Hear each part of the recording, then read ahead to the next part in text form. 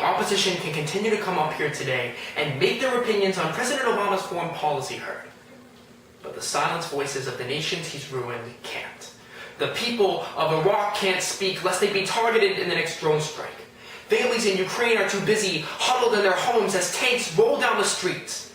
And the screams of the Syrian people can't be heard through the suffocation of the sarin gas.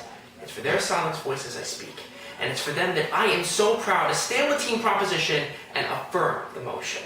Now, this debate has boiled down into two central analytical themes: what President Obama has done and what he's failed to do. And on both fronts, it's evidence that the proposition has won this debate. Principally, let's discuss what President Obama has done.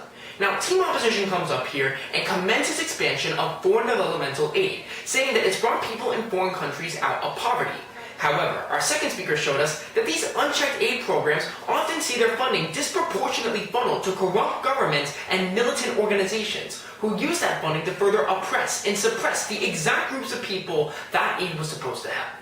Next, the opposition tells you that the free trade deals that were negotiated and signed under Obama's administration brought global economic benefits, but don't value pennies and dimes over people and lives. Because our third speaker overviewed how President Obama's negotiation of the Trans-Pacific Partnership excluded and alienated China, exacerbating conflict in the South China Sea, setting all of East Asia on the brink of war and putting hundreds of millions of lives at risk. Finally, Team Opposition tells you that Obama took action against ISIL, Al-Qaeda, and other terrorist movements. However, his method of doing so was a dramatic expansion of drone strikes, which every single proposition speaker has detailed as an abhorrent practice of war, a practice which our first speaker told us kills 49 times more civilians than militants. Further, our second speaker showed us that because these civilian casualties emboldened ISIL's anti-American message, that Obama's foreign policy strengthened ISIL and bolstered war in the Middle East. When Obama has taken action, innocent lives have been lost. And while the voices of the fallen can no longer be heard, their silence speaks volumes for policies that should never be held again. But next, let's examine what President Obama has failed to do.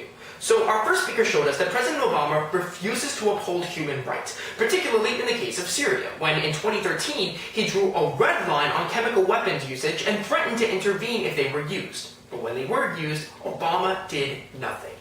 Our second speaker detailed how President Obama abandoned America's commitment to uphold national sovereignty, specifically when Russia invaded Ukraine in 2014, and as the rest of our NATO allies worked for diplomatic solutions, Obama offered no negotiative solution.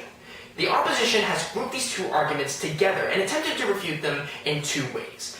First, the opposition's first speaker says that Obama had no obligation to act in any of these conflicts, so he shouldn't be blamed for the outcomes. But even if he didn't have any concrete obligations, this debate shouldn't be evaluated on whether or not he had to act, but whether he should have acted. And in both cases, it's evidently clear that he should have.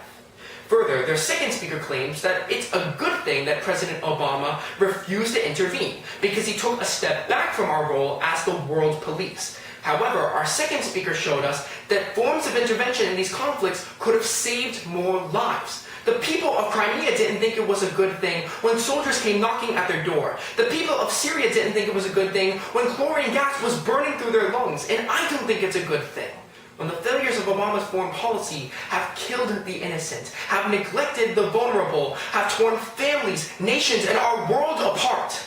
That's why I'm so proud to stand with Team Proposition and affirm. Thank you.